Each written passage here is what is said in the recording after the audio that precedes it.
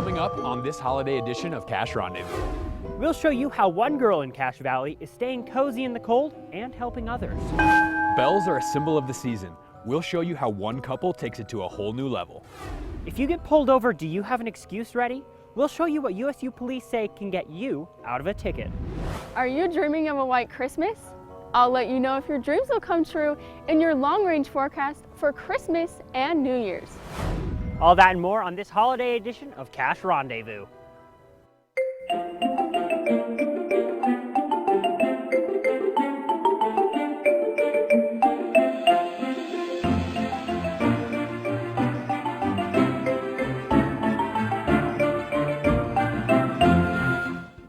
Welcome to our Christmas edition of Cache Rendezvous, and as you can tell, we're feeling a little bit festive today. I'm Brock Damjanovic. And I'm Mark Rosa. One house in Richmond is always lit up bright for Christmas, so the girl who lives there decided to do something with all of the publicity. Emily Duke drove north to Richmond to learn about the selfless goal behind a humble hot chocolate stand. Can I warm up my hands real quick? I can't really feel it. The wind is blowing. It's cold. But that doesn't stop JD Johnson from selling her hot chocolate. Whipped cream or marshmallows? She's freezing, but she still has a smile on her face. And that's Shady. Just happy, always. The Johnsons have been decorating their house with Christmas lights for years. We've always done the lights just for us. Like, we love it. It's always been fun. But this year, JD decided to do something more. Oh, so we're selling hot chocolate. Anyone who drives by, if they see the signs, they can stop if they want hot chocolate. She pours it piping hot Okay, you guys want candy canes? and adds candy canes, marshmallows, or whipped cream. All for 50 cents. Her family helps with the stand. I try to do her shopping, and I make the hot chocolate, and then she kind of, does all the selling. It started with just this hot chocolate stand and some delicious hot chocolate for her neighbors, but now JD is spreading the Christmas spirit even further. Part of the proceeds are going to be going towards Angel Tree and Quarters for Christmas. JD will donate her money to the charities, and it will help buy toys and shoes for kids in need. And her customers are doing what they can to help her help others. They donated $17. JD even had a visit from the man in red himself, who was impressed with her efforts. That's awesome. JD says she loves helping kids. Like, it makes me feel really good that they can have a little bit more than what they already have. We're just really proud of her. Emily Duke, Merry Christmas. Cache Rendezvous.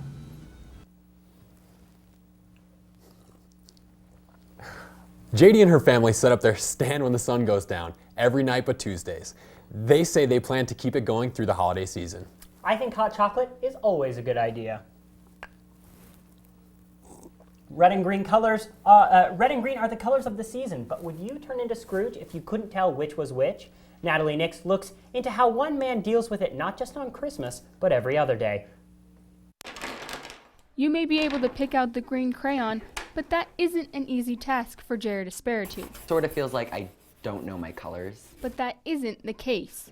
There's a thing wrong with my eyes where the red L cone is not sensitive enough and the yellow and orange receptors are a bit too sensitive. I can't be a pilot. In other words, Drop the bomb. Jared is colorblind. Oh, that's green, Jared. And he is not alone.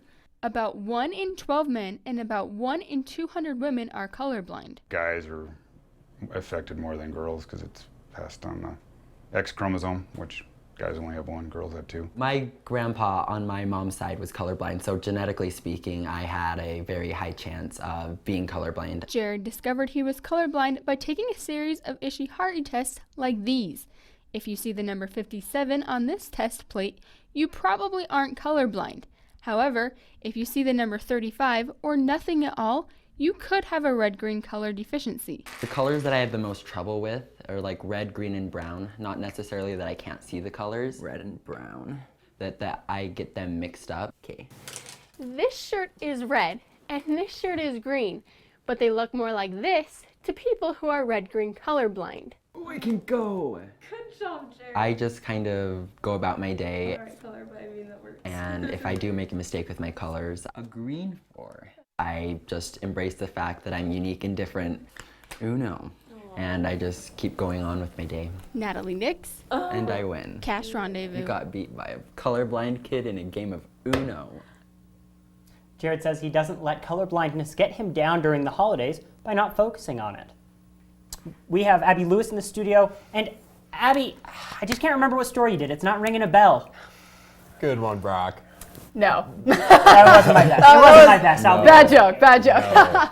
Well, a family of artists in Deweyville create sculptures perfect for this time of year. I went to their studio and met the bell makers themselves.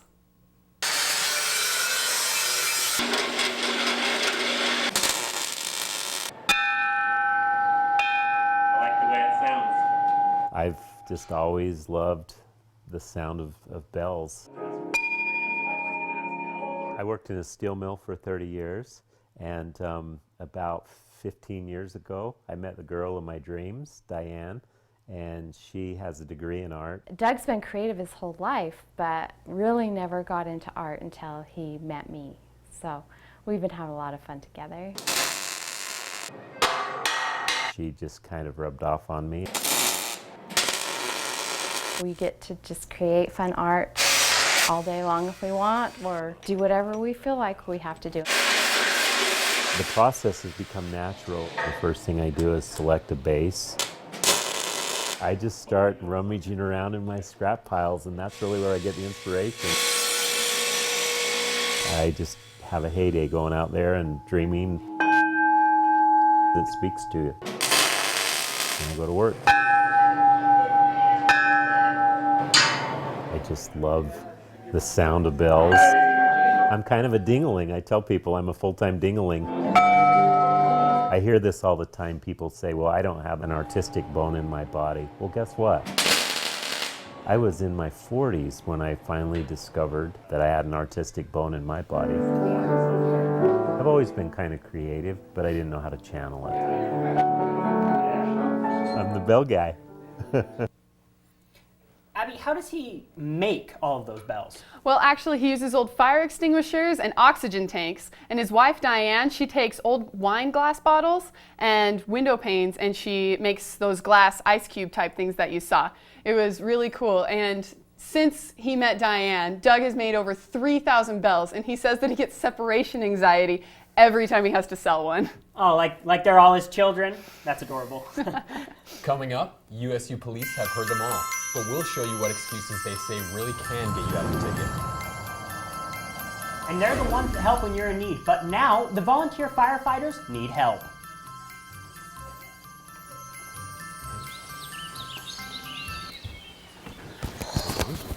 Oh. Staring contest.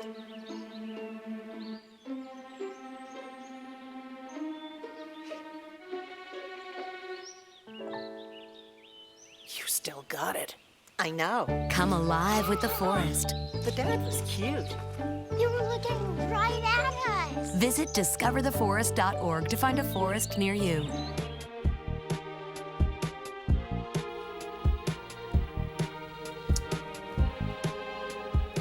When the red and blue lights shine through your rearview mirror, what crosses your mind? I went out with USU police to find out what roadside excuses really work. When you see the lights, what crosses your mind? My heart immediately drops into my stomach. Oh no, here it comes. It means you've got until the officer gets from his car to yours to come up with an excuse. I've never tried to cry, but my sisters always cry and they always get out of it. Looked like you had your phone in your hand and you were looking down at it. Oh, my dad just sent me a message. I was looking at it. You're really looking at the message really quick? Okay. I just try to make it seem that I'm not a threat. But how do you get out of a fine when the police have heard them all? We had one individual, this was years ago, that said it was the finale of Cheers. With gritted teeth and everything, he's like, young man, I've got diarrhea and I've got to go. And I'm like, please slow down, sir. And he's like, thank you. If you cry, you get a ticket. If you are flirty, probably get a ticket. She's reaching over to something. USU police say the best way to get out of a ticket is to help the officer feel safe. If you're reaching for something, tell the officer, I'm going to reach to the glove compartment. That's where my registration is. And most importantly, just be nice. Just make sure you're not wanted for gun running. I'm not, but thanks for checking. You can never be too safe. Well, as long as you're honest and, cordial, will return the favor, you may get a warning. There's more to a ticket than a fine. Getting pulled over might ruin your day, but the alternative might be a lot worse. Part of it is enforcement and correcting bad habits. It's always about saving a life and make sure that things are safe for everybody. Just a momentary lapse in judgment can affect an entire family for years. Christmas isn't going to be the same ever. There's going to be a hole in that family's life where their loved one used to be. So this holiday season, police say, buckle up and slow down. Everybody follows, the traffic violations, the ordinances and stuff, then everybody's a winner. Have a better day. Bye-bye. In case you're wondering, the young man caught texting did get the ticket. According to the officer, just looking at your phone real quick is not a good enough excuse. I gotta say, I made a mental note of all of those tips and I'm gonna use them. Excellent, that was my goal, we have Ben Nielsen here. And Ben, you didn't go out with police officers, but you went out with firefighters. Are they giving tickets away too now? Yeah, no, firefighters aren't giving out tickets, but I did get a chance to hang out with them, spend some time with them, and they do have a really rough job. And right now they're actually needing a little bit of help. A house fire burns in Hiram, and it's the volunteer firefighters who put it out. They've been doing it in Cache County and most of unincorporated Utah since it was established. But now they're facing a problem. It's getting harder to find volunteers. Right now, there are about 250 volunteer firefighters in Cache County. But it's still not enough. One city just doesn't have the resources to do a full structure fire anymore. Meaning some departments have to ask other stations to send trucks their way. There's been occasions where one department can't respond. So we get on the radio and we call the next one over. And then once they start, those other departments will start filling in. So the different departments in the valley operate almost as a single unit. You're helping them and they're helping you. No matter where these volunteers are, when the fire alarm sounds, they have to drop whatever they're doing, come to the station, and jump in a truck. And people who are willing to do that are getting harder and harder to come by. 20 years ago, if you wanted to be on the department, they'd bring you in and fit you to a coat, and then you'd be going out on fires. Tighter standards put an end to that. Smithfield Fire puts our recruits through Firefighter 1, Firefighter 2, EMT Basic, Hazmat Awareness, Hazmat Ops, and Wildland Firefighter. 240 to 260 hours. Volunteering is a real time commitment, especially now that any career field you can imagine, there's probably a volunteer firefighter. Meaning more people are driving to work far away from their home communities, leaving fewer volunteers able to respond during business hours. For a structure fire, we don't have enough people on this department during the day. Not to mention the word volunteer means you're not going to make any money. And that there are duties that are not fun. A lot of the times it's to go sweep glass off of the street. And in Hiram, they have training Saturdays at 6 a.m. On this chilly morning, they're rolling out hoses in a parking lot. We're going to hook it to that short one. Testing them, then rolling them back up. Not real exciting. So why are people still volunteering? That pales in comparison to my ability to help somebody on their worst day. But job satisfaction alone, it's a lot of fun, doesn't bring in more volunteers. Is there a shift in the model that needs to happen? Maybe there is. The current volunteer model saves taxpayers about $44 billion a year nationally. But unless more volunteers gear up, you'll have to pay more for services like this one. So there's not really a lot of changes going on right now. The chief, I spoke to him and he said that he was thinking maybe they could have some supplemental income or maybe have more part-time or even more career firefighters. But that's the thing is right now there's a problem and there's not really a solution to it. Yeah, absolutely. That's hard. I hope they get the help they need. Yeah. When we come back, Natalie Nix will have your ATV weather forecast. The current temperature in Logan right now is 22 degrees. Copper's still down. Looking for these? You drive buzzed. It could be one very expensive ride. First, you gotta make bail. Then pay me to get your car back. Your insurance premiums will go through the roof. And my legal fees just keep adding up. All told, it could end up costing you $10,000. I'm so sorry. Buzzed, busted, and broke. Because buzz driving is drunk driving.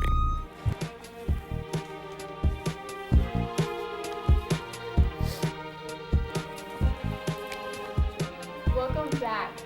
So, it's Christmas time, and that's super fun, but some of us can go on can travel, but some of us can't really travel everywhere. So I actually pulled some footage from the North Pole technology today is awesome. Let's check Live? out some live footage. So here's the reindeer cam. Oh, wow. I like that. You know, they actually look a little bit tired. They do look like they're tired going into the stable. But I will say I do like the nice list at the bottom. Is that live? Do you think Santa's typing those up as the show's going on? I hope he is. Actually, let's check out the Santa cam and see what he's up to. Oh, a little interference. Oh. There he is. Oh, excellent. Oh, he's studying the map. Yeah. Oh, that's nice. Yeah. He's got his magnifying glass handy. Yeah. Mapping out his sleigh route, which actually, if he were to take some advice from the 4 science scientists, he could get the perfect sleigh route. So if he were to go from the North Pole to the South Pole following the international date line, he could travel that in 90 minutes. And then if he followed that same pattern throughout each time zone across the world, he could deliver presents in about the same time in each time zone. That to me is pretty slick. That's a pretty fast trip, but the weather could affect his flights. So let's check out the national radar to see what's going on. So as we can see, there is some stuff going on in Kansas. Dorothy, I am sorry if you were planning on going home for Christmas. You probably shouldn't if it doesn't clear up until then. But the rest of the nation looks pretty clear, except for over in the West Coast, coming in from the Pacific, we have a cold front coming in. Let's look at our state radar to see if it's affecting us. So right now, not much is going on. It's actually sunny across Utah. And even in Logan, that is pretty nice. Except for, like I said, a cold front is coming in and it's bringing some snow. Let's look at our holiday forecast to see when that'll come. So today, it's cold. Like I said, the temperatures could get to around -19 tonight with a chill factor. Guys, bundle up, please be safe, and please stay warm. Going into tomorrow, we have an 80% chance of snow. Yes, guys, we have some snow, and it's even snowing in the studio. How fun is that? The rest of December, it's gonna get wetter and colder. Going into Christmas and Christmas break, it's forecast to be around freezing temperatures. Then going into New Year's Eve and New Year's Day, we're gonna have about the same thing. It's gonna be freezing, but it's gonna be wet.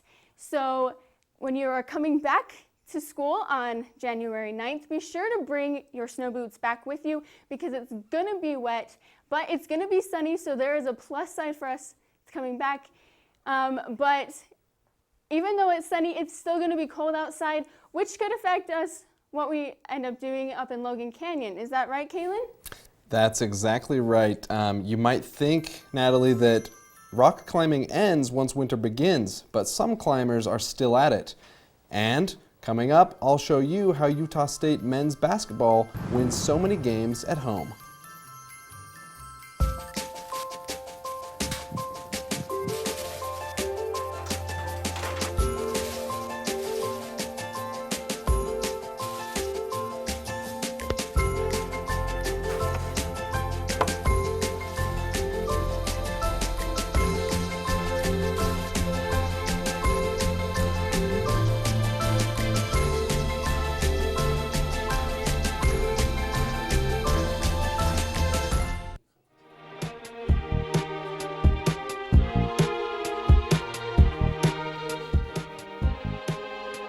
Welcome back to ATV Sports. Since the year 2000, the Utah State men's basketball team has won 87% of its home games. I went to see what keeps them winning inside the D. Glenn Smith Spectrum.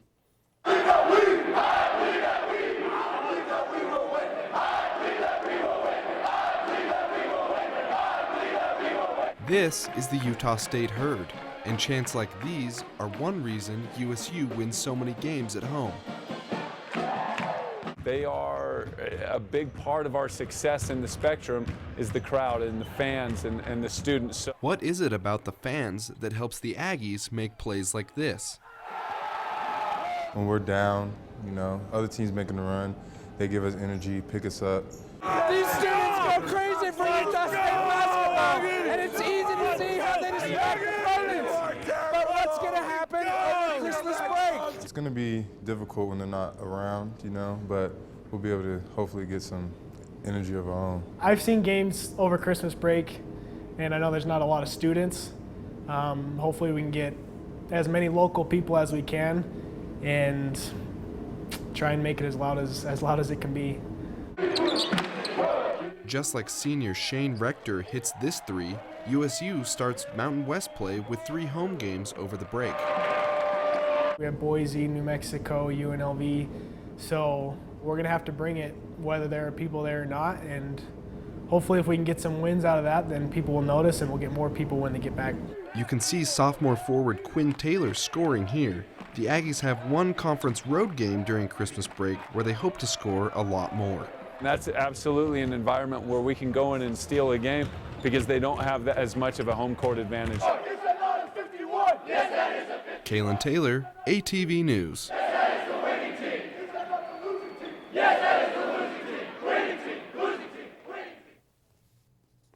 The Aggies played at home last night and won against Great Falls. These are some highlights from last night's win. You'll see Gore Barnaba get the feed from Quinn Taylor, and he scores the easy bucket, and that pretty much summed up the game for the Aggies. They won 84-51. Over Christmas break, Utah State has 7 games. They play first at Utah Valley on Friday. Then they've got 2 home games before the week before Christmas. They start conference play December 28th against Boise State.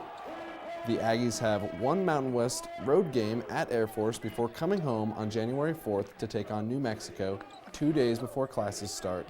USU plays UNLV at home. The men's team is now 4-4 on the season. The Utah State women's basketball team is 6-2 and off to its best start since the 1978-79 season. These highlights are from the Aggies' last home game against Idaho State. USU won 69-56 thanks to plays like this from Jesse Gear. Women's basketball is also busy playing over the break. They have 2 home games, first against UVU, then BYU, then it's back on the road to take on Arizona and Boise State. They have 1 more home game on New Year's Eve against Air Force before a 2-game road trip to take on New Mexico and UNLV. That's everything for Aggie sports, but I hear that Mark over on the set here has been doing a little bit of rock climbing. Thanks, Kaylin. Are you interested in rock climbing, but thought the cold weather meant the end of your season? Well, I met with rock climbers who are still getting their fix to show you what options you have to climb this winter. You're gonna keep climbing? For rock climbers in Cache Valley, the outdoor season is over. But some are bringing it inside to facilities like this one at USU's Arc to keep sending it despite the cold. Right now, being outside would be pretty cold, chilly, so in here you got the nice heating equipment. Come in whenever you want, be comfortable, have great climbing all year round. At a gym like this, climbers can get away just wearing their street clothes and bringing their shoes and chalk bag. But if I were to climb outside right now, I'd have to haul pounds of winter gear and climbing gear up a mountain. Being upside down is different. Across town at Elevation Rock Gym, climbers like Bryce Hadfield can keep their skills sharp close to home. Another great thing about having a bouldering wall indoors is I used to travel all the way to City of Rocks, Idaho for it, but now that it's too cold and all, you just come here, all you need is the shoes, chalk bag, you're set to go. You can climb anything you need indoors. It's warm, it's convenient, can't beat it. Climbing outside, it would be really cold. You feel like you're breathing in icicles for one, and the rock is always really cold, so it's just not very fun versus being indoors where you got some heat coming through. Mark Rosa, ATV News. The climbing wall at the Arc and Elevation Rock Gym are open daily through the winter, but expect closures for holidays. Coming up, see how Beards are raising money to help cancer patients in our community. Beards for Cancer. See how USU surprised Stan Albrecht on his last day as president. Don't look at me. Now you're going too fast, Proctor. Aww, you should pick that up. Every day, kids witness bullying. They want to help, but don't know how. Teach your kids how to be more than a bystander. Visit stopbullying.gov. Live with a human for a while, and you get to know a few things. Like, I know she does strange tricks for no treats. But the one thing I will never for the life of me know is how she gets so tiny and inside that box. Natalie, how do you get so tiny?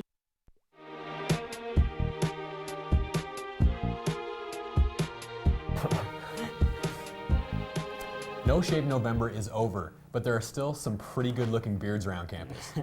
That's right, and some of those guys are using their facial hair for a good cause. Beards for Cancer is a club that uses anything from a little bit of scruff like Mark has here to a full-on Santa Claus beard to raise donations during the holidays for people in our community fighting cancer. No Shave November. Guys are growing out their beards, so they're growing out their hair for people that don't have hair. Each year it's been like a beards for Loretta, beards for Ben, beards for you know, whoever that specific individual was. We decided to choose 2 applicants this year. So this year it's Rocio Guararama and Eric Gray. Eric Gray is my classmate. He would have been a senior this year with me. And then Rocio's a local that's a single mom. It was pretty hard to decide, but I'm glad that we went with both. I think almost everyone has some sort of relation back to cancer. I've had people who've had cancer in my own family as well, and so just any chance that I've gotten to give back and help, just love to do it. And if I was going through cancer, I know I would need the help. There's nothing to it but just people wanting to help others in the community. It's good to give back in more ways than, as many ways as possible, really. All the beards have been good so far. Growing a beard has kind of always been one of my strong suits. This one guy told me he put oil in it. Some extra beard oil going on, a little bit of glistening. And I was like, that is one effort. That stands out to me. Well, now I'm a little bit bummed that I shaved this morning. I didn't know. I wonder if I could donate some of these long, luscious locks here and help donate them to me. Donate them to me. I'll glue them onto my face with some super glue. And Right. Yeah, well, I'm not sure if that you can use your long hair for next year, but they have been doing this for about 5 years, and maybe you could ask them if you could add your long hair in there next year. Well, he'll just keep growing it. He'll keep growing it out as long as he can, and then he'll have even more to donate. It's like that a could work hair out. farm. There you go. USU President Stan Albrecht is retiring. And to thank him for all he's done for the university, students, alumni, faculty, staff, community members surprised Albrecht yesterday with a walk of honor. Albrecht walked out of Old Main with his wife and First Lady Joyce Albrecht on his last days as president of USU. He was greeted by a marching band and a cheering crowd that has lined the sidewalks as Albrecht hugged his supporters. He's one of 15 USU presidents, and he served for more than 11 years. Before that, he was vice president and provost and the dean of the College of Humanities and Social Sciences. He says after leaving USU, he's going to help get land grant status for USU's Blanding extension so more Native American students can get college degrees. One of the main missions for Utah State is giving access to education, and he's definitely spread that mission. Albrecht says even though it's time for him to move on, he is leaving USU with a lump in his throat. And I even got a chance to interview him for a story I did earlier this semester. Really nice guy. Great guy. Yeah, it'll be sad to lose him, but we're excited for his future. He told me he's going salmon fishing in Alaska, first chance that he gets. Yeah, it'll be fun. Well, thanks for joining us on our holiday edition of Cache Rendezvous. Catch all of our latest editions of Cache Rendezvous on our Facebook page, and to occupy your break from us, we're going to leave you with some of our favorite bloopers that we had from this semester from all of our staff here. Merry Christmas, Aggies.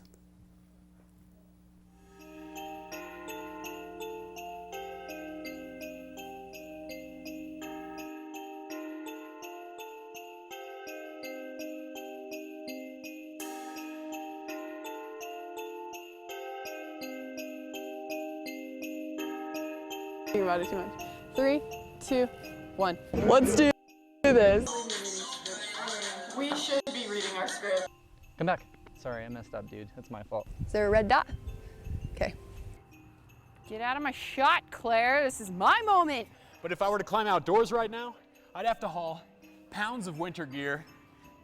What? Did I say pumpkins again? Fetch. Each year, and it really took off. Gotta fix my hair.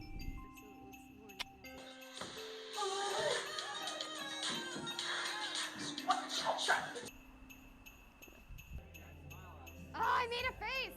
And a man. Try it again. Hi, Brock's new SD card. It's Brock. Please do acquaint your meetings. Let me try that again. And let me. Okay. You can see the marks from where police. Dang it! I'm behaving. You get laughs. What?